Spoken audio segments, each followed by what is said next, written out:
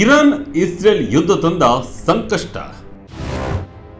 ಮತ್ತೆ ಬಂತು ಸೀಮೆ ಎಣ್ಣೆ ಯುಗ. ಇರಾನ್ ಹಾಗೂ ಇಸ್ರೇಲ್ ಯುದ್ಧದ ಎಫೆಕ್ಟ್ನಿಂದಾಗಿ ಮತ್ತೆ ನಾವು ಸೀಮೆ ಎಣ್ಣೆ ಲೋಕಕ್ಕೆ ಕಾಲಿಡುತ್ತಿದ್ದೇವೆ. ಬಹುಶಃ ಈಗಿನ 19 ಕಿಡ್ಸ್ಗೆ ಅಥವಾ ಹಳ್ಳಿಗಳಲ್ಲಿ ಹುಟ್ಟಿ ಬೆಳೆದವರಿಗೆ ಇದರ ಅರಿವಿರುತ್ತೆ. ಸಂಜೆ ಆಗ್ತಿದ್ದಂತೆ ಮನೆಯ ಮೂಲೆಯಲ್ಲಿದ್ದ ಆ ಗಾಜಿನ ಚಿಮಣಿ ದೀಪಕ್ಕೆ ಬೆಂಕಿ ಕಡ್ಡಿ ಗೀರ್ತಿದ್ದೆವು. ಅದೆಷ್ಟೋ ಮಂದಿ ಅದೇ ಚಿಮಣಿ ದೀಪದ ಮಂದ ಬೆಳಕಿನಲ್ಲಿ 10ನೇ ಕ್ಲಾಸ್ವರೆಗೆ ಓದಿ ಪಾಸ್ ಆದವರಿದ್ದಾರೆ. ಆಗ ಕರೆಂಟ್ ಅನ್ನೋದೇ ಅಪರೂಪ.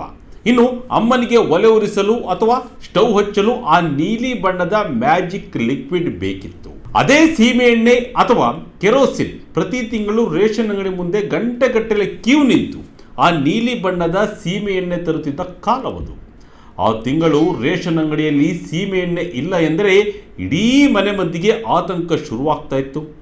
ಆದರೆ ಕಾಲಕ್ರಮೇಣ ಆ ಸೀಮೆ ಎಣ್ಣೆ ನಮ್ಮ ಬದುಕಿನಿಂದ ಸಂಪೂರ್ಣವಾಗಿ ಮಾಯವಾಗಿತ್ತು. 2016ರಲ್ಲಿ ನರೇಂದ್ರ ಮೋದಿ ಸರ್ಕಾರ ಉಜ್ವಲ ಯೋಜನೆ ತಂದು ಮನೆ ಮನೆಗೆ ಗ್ಯಾಸ್ ಸಿಲಿಂಡರ್ ಕೊಟ್ಟ ಮೇಲೆ ದೇಶದ 21 ರಾಜ್ಯಗಳಲ್ಲಿ 100% ಸೀಮೆ ಎಣ್ಣೆ ಮುಕ್ತ ಎಂದು ಹೆಮ್ಮೆಯಿಂದ ಘೋಷಣೆ ಮಾಡಲಾಯಿತು. ಸೀಮೆ ಎಣ್ಣೆಯನ್ನು ಬಹುತೇಕ ಬ್ಯಾನ್ ಕೂಡ ಮಾಡಲಾಗಿತ್ತು. ಆದರೆ ವೀಕ್ಷಕರೇ, ಕಾಲದ ಚಕ್ರ ಮತ್ತೆ ಉಲ್ಟ ತಿರುಗಿದೆ. ಅಂದು ಸೀಮೆ ಎಣ್ಣೆಯನ್ನೇ ಬ್ಯಾನ್ ಮಾಡಿದ್ದ ಕೇಂದ್ರ ಸರ್ಕಾರ ಇಂದು ದಿಢೀರಂತ ಪೆಟ್ರೋಲ್ ಬಂಕ್ಗಳಲ್ಲಿ ಮತ್ತೆ ಅಧಿಕೃತವಾಗಿ ಸೀಮೆ ಎಣ್ಣೆ ಮಾರಾಟ ಮಾಡಲು ಗ್ರೀನ್ ಸಿಗ್ನಲ್ ಕೊಟ್ಟಿದೆ. ಹೌದು, ನೀವು ಕೇಳ್ತಿರುವುದು 100ಕ್ಕೆ 100 ಸತ್ಯ. ನಾವು ಮತ್ತೆ ಸೀಮೆ ಎಣ್ಣೆ ಯುಗಕ್ಕೆ ಕಾಲಿಡುವ ಪರಿಸ್ಥಿತಿ ಬಂದಿದೆ. ಅಷ್ಟಕ್ಕೂ ಬ್ಯಾನ್ ಆಗಿದ್ದ ಸೀಮೆ ಎಣ್ಣೆ ಈಗ ಮತ್ತೆ ಮಾರುಕಟ್ಟೆಗೆ ಬರಲು ಕಾರಣವೇನು? ಯುದ್ಧಕ್ಕೂ ನಮ್ಮಲ್ಲಿ ಸೀಮೆ ಎಣ್ಣೆ ಮಾರಾಟ ಶುರುವಾಗುವುದಕ್ಕೂ ಏನು ಸಂಬಂಧ? ಅಂದು ಸೀಮೆ ಎಣ್ಣೆಯನ್ನು ಬ್ಯಾನ್ ಮಾಡಿದ್ದು ಯಾಕೆ? ಬನ್ನಿ ಈ ಕುತೂಹಲಕಾರಿ ವಿಷಯವನ್ನು ನೋಡ್ತಾ ಹೋಗೋಣ. 60 ದಿನಗಳ ತುರ್ತು ಪರಿಸ್ಥಿತಿ. ಪೆಟ್ರೋಲ್ ಬಂಕ್ಗಳಲ್ಲಿ ಮಾತ್ರ ಸೀಮೆ ಎಣ್ಣೆ. ವೀಕ್ಷಕರೇ, ಇರಾನ್ ಇಸ್ರೇಲ್ ನಡುವೆ ನಡೆಯುತ್ತಿರುವ ಭೀಕರ ಯುದ್ಧದಿಂದಾಗಿ ಜಾಗತಿಕ ಇಂಧನ ಪೂರೈಕೆ ಬಹುತೇಕ ಕಟ್ಟಾಗಿದೆ. ನಮಗೆ ಪ್ರತಿನಿತ್ಯ ಬರುತ್ತಿದ್ದ LPG ಗ್ಯಾಸ್ ಸಪ್ಲೈಗೆ ಭಾರಿ ಹೊಡೆತ ಬಿದ್ದಿದೆ. ಹೀಗಾಗಿ ತುರ್ತು ಪರಿಸ್ಥಿತಿ ಆಧಾರದ ಮೇಲೆ ಕೇವಲ 60 ದಿನಗಳ ಮಟ್ಟಿಗೆ ಮಾತ್ರ ಸೀಮೆ ಎಣ್ಣೆ ಮಾರಾಟಕ್ಕೆ ಮತ್ತೆ ಪರ್ಮಿಷನ್ ಕೊಡಲಾಗಿದೆ. ಆದರೆ ಈ ಬಾರಿ ಸೀಮೆ ಎಣ್ಣೆ ಹಳೆಯ ಸ್ಟೈಲ್ನಲ್ಲಿ ನಿಮ್ಮ ಊರಿನ ರೇಷನ್ ಅಂಗಡಿಗಳಲ್ಲಿ ಸಿಗುವುದಿಲ್ಲ.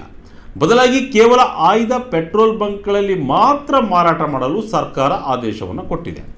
ಅದು ಕೂಡ ಎಲ್ಲ ಬಂಕ್ಗಳಲ್ಲಿ ಅಲ್ಲ, ಕೇವಲ ಸರ್ಕಾರಿ ಸ್ವಾಮ್ಯದ BPCL ಮತ್ತು HPCL ಪೆಟ್ರೋಲ್ ಬಂಕ್ಗಳಿಗೆ ಮಾತ್ರ ಈ ಜವಾಬ್ದಾರಿಯನ್ನು ನೀಡಲಾಗಿದೆ. ರೂಲ್ಸ್ ಎಷ್ಟೊಂದು ಕಟ್ಟುನಿಟ್ಟಾಗಿದೆ ಅಂದರೆ, ಒಂದು ಇಡೀ ಜಿಲ್ಲೆಗೆ ಕೇವಲ 2 ಪೆಟ್ರೋಲ್ ಬಂಕ್ಗಳಲ್ಲಿ ಮಾತ್ರ ಸೀಮೆ ಎಣ್ಣೆ ಸಿಗುತ್ತದೆ ಮತ್ತು ಆ ಪ್ರತಿ ಬಂಕ್ನಲ್ಲಿ ಗರಿಷ್ಠ 5,000 ಲೀಟರ್ ಮಾತ್ರ ಸ್ಟಾಕ್ ಇಡಬೇಕು ಎಂಬ ಲಿಮಿಟ್ಸ್ ಕೂಡ ಫಿಕ್ಸ್ ಆಗಿದೆ. ಯಾವ 21 ರಾಜ್ಯಗಳನ್ನು 100ಕ್ಕೆ 100 ಸೀಮೆ ಎಣ್ಣೆ ಮುಕ್ತ ಎಂದು ಘೋಷಿಸಲಾಗಿತ್ತೋ ಇಂದು ಅದೇ ಕರ್ನಾಟಕ, ನವದೆಹಲಿ, ಪಂಜಾಬ್, ಹರಿಯಾಣ, UP, ಗುಜರಾತ್, ಆಂಧ್ರ, ತೆಲಂಗಾಣ ಸೇರಿದಂತೆ 21 ರಾಜ್ಯಗಳಲ್ಲಿ ಮತ್ತೆ ಸೀಮೆ ಎಣ್ಣೆ ವಿತರಣೆ ಶುರುವಾಗಿದೆ. ಇದಕ್ಕೆ ಕಾರಣ ತೈಲ ಮತ್ತು ಗ್ಯಾಸ್ ಹೊತ್ತ ಹಡಗುಗಳು ಯುದ್ಧ ಪೀಡಿತ ಹಾರ್ಮುಜ್ ಜಲಸಂಧಿಯ ಮೂಲಕ ಬರಲು ಹೆದರುತ್ತಿರುವುದು. ಹೀಗಾಗಿ ಗ್ಯಾಸ್ ಇಲ್ಲದಿದ್ದರೆ ಪರ್ಯಾಯವಾಗಿ ಇರಲಿ ಎಂದು ಸರ್ಕಾರ ಈ ನಿರ್ಧಾರವನ್ನು ತೆಗೆದುಕೊಂಡಿದೆ. ಅಂದು ಸೀಮೆ ಎಣ್ಣೆ ಬ್ಯಾನ್ ಮಾಡಿದ್ಯಾಕೆ? 32 ಲಕ್ಷ ಜನರನ್ನ ಬಲಿ ಪಡೆದಿತ್ತು ಈ ಇಂಧನ.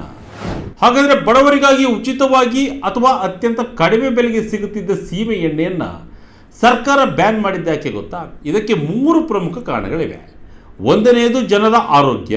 ಹೌದು, ವಿಶ್ವ ಆರೋಗ್ಯ ಸಂಸ್ಥೆಯ ರಿಪೋರ್ಟ್ ಪ್ರಕಾರ ಮನೆ ಒಳಗಡೆ ಉರಿಯುವ ಸೀಮೆ ಎಣ್ಣೆಯ ಹೊಗೆಯಿಂದ, ಅದರಲ್ಲಿಯೂ ಬೆಂಜೋಎಪೆರೆನ್ ಎಂಬ ಅತೀವ ವಿಷಕಾರಿ ರಾಸಾಯನಿಕದಿಂದ ಮನುಷ್ಯರ ಶ್ವಾಸಕೋಶ ನಾಶವಾಗಿ ಜಗತ್ತಿನಾದ್ಯಂತ ಪ್ರತಿ ವರ್ಷ 32 ಲಕ್ಷ ಜನ ಅಕಾಲಿಕವಾಗಿ ಪ್ರಾಣ ಕಳೆದುಕೊಳ್ತಿದ್ರು. ಇದೇ ಕಾರಣಕ್ಕೆ 2016ರಲ್ಲಿ ಪ್ರಧಾನಮಂತ್ರಿ ನರೇಂದ್ರ ಮೋದಿ ಉಜ್ವಲ ಯೋಜನೆ ಜಾರಿಗೆ ತಂದು 10 ಕೋಟಿಗೂ ಅಧಿಕ ಉಚಿತ ಗ್ಯಾಸ್ ಕನೆಕ್ಷನ್ ಕೊಟ್ಟರು. ಸೀಮೆ ಎಣ್ಣೆಯನ್ನು ಫೇಸ್ ಔಟ್ ಮಾಡಿದರು. ಎರಡನೇದಾಗಿ ಮತ್ತು ಅತಿ ಮುಖ್ಯ ಕಾರಣ ಅಂದರೆ ಬ್ಲೂ ಮಾಫಿಯಾ. ಹೌದು, ಈ ಆರ್ಥಿಕ ಲೆಕ್ಕಾಚಾರ ಕೇಳಿದರೆ ನೀವೇ ದಂಗಾಗ್ತೀರಿ. 2015-16ರಲ್ಲಿ ರೇಷನ್ ಅಂಗಡಿಗಳಲ್ಲಿ ಬಡವರಿಗೆ ವಿತರಣೆ ಮಾಡ್ತಿದ್ದ ಸೀಮೆ ಎಣ್ಣೆ ಬೆಲೆ ಲೀಟರ್ಗೆ ಕೇವಲ 20ರಿಂದ 25 ರೂಪಾಯಿ ಇತ್ತು. ಅದೇ ಟೈಮ್ನಲ್ಲಿ ಡೀಸೆಲ್ ಬೆಲೆ 60 ರೂಪಾಯಿ ಇತ್ತು. ಇವೆರಡರ ನಡುವೆ 35 ರೂಪಾಯಿ ಗ್ಯಾಪ್ ಇತ್ತು. ಇದನ್ನೇ ಬಂಡವಾಳ ಮಾಡಿಕೊಂಡ ಭಾರಿ ದೊಡ್ಡ ಮಾಫಿಯಾ ರೇಷನ್ ಅಂಗಡಿಗಳಲ್ಲಿ ಹೋಗಬೇಕಿದ್ದ ಬಡವರ ಸೀಮೆ ಎಣ್ಣೆಯನ್ನು ದಾರಿಯಲ್ಲೇ ಹೈಜಾಕ್ ಮಾಡ್ತಾ ಇತ್ತು. ಆ ನೀಲಿ ಸೀಮೆ ಎಣ್ಣೆಯನ್ನು ತಂದು ನೇರವಾಗಿ ಡೀಸೆಲ್ಗೆ ಮಿಕ್ಸ್ ಮಾಡ್ತಾ ಇದ್ರು. ಯಾಕೆಂದರೆ ಸೀಮೆ ಎಣ್ಣೆ ಮತ್ತು ಡೀಸೆಲ್ನ ರಾಸಾಯನಿಕ ಗುಣಲಕ್ಷಣ ಬಹುತೇಕ ಒಂದೇ. ಇದರಿಂದ ವಾಹನಗಳ ಇಂಜಿನ್ ಹಾಳಾಗ್ತಾ ಇತ್ತು, ವಿಪರೀತ ಹೊಗೆ ಕೂಡ ಬರ್ತಾ ಇತ್ತು. ಆದರೆ ಈ ಮಾಫಿಯಾದವರಿಗೆ ಮಾತ್ರ ಕೋಟ್ಯಾಂತರ ರೂಪಾಯಿ ಲಾಭ ಆಗ್ತಾ ಇತ್ತು. ಈ ಕಳ್ಳದಂದಿಗೆ ಬ್ರೇಕ್ ಹಾಕಲೆಂದೇ ಸೀಮೆ ಎಣ್ಣೆಯನ್ನು ಬ್ಯಾನ್ ಮಾಡಲಾಗಿತ್ತು. ವಿಮಾನದ ಇಂಧನಕ್ಕೂ ಇದೆಯಾ ಲಿಂಕ್? ಇಲ್ಲೊಂದು ಅಚ್ಚರಿಯ ಫ್ಯಾಕ್ಟ್ ಇದೆ, ಕೇಳಿ. ನಾವು ರೇಷನ್ ಅಂಗಡಿಯಲ್ಲಿ ತರುವ ಈ ಅಗ್ಗದ ಸೀಮೆ ಎಣ್ಣೆಗೂ ಆಕಾಶದಲ್ಲಿ ಹಾರುವ ಕೋಟ್ಯಾಂತರ ರೂಪಾಯಿ ಬೆಲೆ ಬಾಳುವ ವಿಮಾನಗಳಿಗೆ ಬಳಸುವ ಇಂಧನಕ್ಕೂ ಬಹಳ ಹತ್ತಿರದ ಸಂಬಂಧವಿದೆ. ವಿಮಾನದ ಇಂಧನ ಕೂಡ ಬೇರೇನೂ ಅಲ್ಲ, ಅದು ಹೈಲಿ ರಿಫೈನ್ಡ್ ಕೆರೋಸಿನ್ ಅಥವಾ ಅತ್ಯಂತ ಶುದ್ಧೀಕರಿಸಿದ ಸೀಮೆ ಎಣ್ಣೆ. ಬೃಹತ್ ಬಾಯ್ಲರ್ಗಳಲ್ಲಿ ಕಚ್ಚಾ ತೈಲವನ್ನು 140ರಿಂದ 280 ಡಿಗ್ರಿ ಸೆಲ್ಸಿಯಸ್ ತಾಪಮಾನದಲ್ಲಿ ಕಾಯಿಸಿದಾಗ ಸೀಮೆ ಎಣ್ಣೆ ಸಿಗುತ್ತೆ. ನಮ್ಮ ರೇಷನ್ ಸೀಮೆ ಎಣ್ಣೆಯಲ್ಲಿ ಗಂಧಕದ ಪ್ರಮಾಣ ಹೆಚ್ಚಿರುವುದರಿಂದ ಹೊಗೆ ಬರುತ್ತೆ. ಆದರೆ ವಿಮಾನದ ಇಂಧನದಲ್ಲಿ ಕಲ್ಮಶಗಳನ್ನು ಶೂನ್ಯ ಮಟ್ಟಕ್ಕೆ ಇಳಿಸಿರ್ತಾರೆ ಅಷ್ಟೇ. ಸೀಮೆ ಎಣ್ಣೆ ತಯಾರಾಗೋದು ಹೇಗೆ? ಯುದ್ಧದಿಂದ ಕಚ್ಚಾ ತೈಲ ಸಪ್ಲೈ ನಿಂತು ಗ್ಯಾಸ್ ಸಿಕ್ಕಿಲ್ಲ ಅಂದಮೇಲೆ ಸರ್ಕಾರಕ್ಕೆ ಈ ಸೀಮೆ ಎಣ್ಣೆ ಮಾತ್ರ ಎಲ್ಲಿಂದ ಬಂತು? ಇದರ ಲೆಕ್ಕಾಚಾರ ಬಹಳ ಸಿಂಪಲ್. ಭಾರತ ತನಗೆ ಬೇಕಾದ ಒಟ್ಟು LPG ಗ್ಯಾಸ್ನಲ್ಲಿ ಬರೋಬ್ಬರಿ 60% ಗ್ಯಾಸನ್ನು ಡೈರೆಕ್ಟಾಗಿ ರೆಡಿಮೇಡ್ ಆಗಿಯೇ ಹೊರದೇಶಗಳಿಂದ ಆಮದು ಮಾಡಿಕೊಳ್ಳುತ್ತೆ. ಮತ್ತು ಆಮದಾಗುವ ಗ್ಯಾಸ್ನಲ್ಲಿ 90% ಗ್ಯಾಸ್ ಬರೋದು ಅದೇ ಡೇಂಜರ್ ಹಾರ್ಮುಜ್ ಜಲಸಂಧಿ ಮೂಲಕ. ಯುದ್ಧದಿಂದಾಗಿ ಆ ಮಾರ್ಗ ಕಂಪ್ಲೀಟ್ ಬಂದಾಗಿದೆ. ಆದರೆ ಸೀಮೆ ಎಣ್ಣೆ ಸ್ಟೋರಿ ಹಾಗಲ್ಲ. ಭಾರತ ತನಗೆ ಬೇಕಾಗಿರುವ ಸೀಮೆ ಎಣ್ಣೆಯನ್ನು ಹೊರ ರಾಷ್ಟ್ರಗಳಿಂದ ಆಮದು ಮಾಡಿಕೊಳ್ಳುವುದಿಲ್ಲ. ಬದಲಾಗಿ ನಮ್ಮದೇ ದೇಶದ ಬೃಹತ್ ರಿಫೈನರಿಗಳಲ್ಲಿ ಕ್ರೂಡ್ ಆಯಿಲನ್ನು ಸಂಸ್ಕರಿಸಿ ತಾವೇ ಸ್ವತಃ ಸೀಮೆ ಎಣ್ಣೆಯನ್ನು ರೆಡಿ ಮಾಡ್ತೇವೆ. ಆದರೆ 2017 ನಂತರ ಉತ್ಪಾದನೆಯಲ್ಲಿ ಮೇಜರ್ ಡ್ರಾಪ್ ಆಗಿತ್ತು. 83% ಸ್ಟಾಪ್ ಆಗಿತ್ತು. ವಾರ್ಷಿಕ ಉತ್ಪಾದನೆ 6 ಮಿಲಿಯನ್ ಮೆಟ್ರಿಕ್ ಟನ್ನಿಂದ ಕೇವಲ 1 ಮಿಲಿಯನ್ ಮೆಟ್ರಿಕ್ ಟನ್ಗೆ ಇಳಿದು ಹೋಗಿತ್ತು. ಆದರೂ ನಮ್ಮ ದೇಶದಲ್ಲಿ ಉತ್ಪಾದನೆಯಾಗಿರುವ ನಮ್ಮದೇ ರಿಫೈನರಿಗಳಲ್ಲಿರುವ ಈ ಸಂಸ್ಕರಿಸಿದ ಸೀಮೆ ಎಣ್ಣೆಯನ್ನು ಸರ್ಕಾರ ಈಗ ಎಮರ್ಜೆನ್ಸಿ ಆಧಾರದ ಮೇಲೆ ಸಪ್ಲೈ ಮಾಡೋಕೆ ಮುಂದಾಗಿದೆ.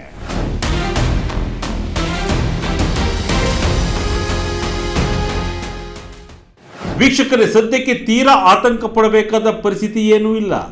ಗ್ಯಾಸ್ ಸಮಸ್ಯೆ ಇರುವ ಕಡೆ ಪರ್ಯಾಯವಾಗಿ ಸೀಮೆ ಎಣ್ಣೆ ಇರಲಿ ಎಂಬ ಮುಂಜಾಗೃತಾ ಕ್ರಮವಾಗಿ ಸರ್ಕಾರ ಈ ಕ್ರಮವನ್ನು ತೆಗೆದುಕೊಂಡಿದೆ.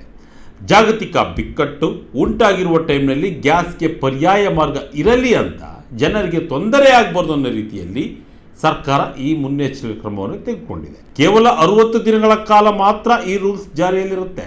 ಹೀಗಾಗಿ ಜನರು ಪ್ಯಾನಿಕ್ ಆಗುವ ಅಗತ್ಯವಿಲ್ಲ. ಸೀಮೆ ಎಣ್ಣೆ ಮತ್ತು ಹಳೆಯ ನೆನಪುಗಳ ಬಗ್ಗೆ, ಇಸ್ರೇಲ್ ಯುದ್ಧದ ಈ ಎಫೆಕ್ಟ್ ಬಗ್ಗೆ ನಿಮ್ಮ ಅನಿಸಿಕೆ ಏನು ಎಂಬುದನ್ನು ಕಮೆಂಟ್ ಮಾಡಿ ನಮಗೆ ತಿಳಿಸಿ. ಇದಾಗಿತ್ತು ಈ ಕ್ಷಣದ ಇಂಟ್ರೆಸ್ಟಿಂಗ್ ಸ್ಟೋರಿ. ಇದೇ ರೀತಿಯ ಸ್ಟೋರಿಗಾಗಿ ವಿಜಯ ಕನಕ website, YouTube page, Facebook page follow ಮಾಡ್ತಾ ಇರಿ. ಧನ್ಯವಾದಗಳು.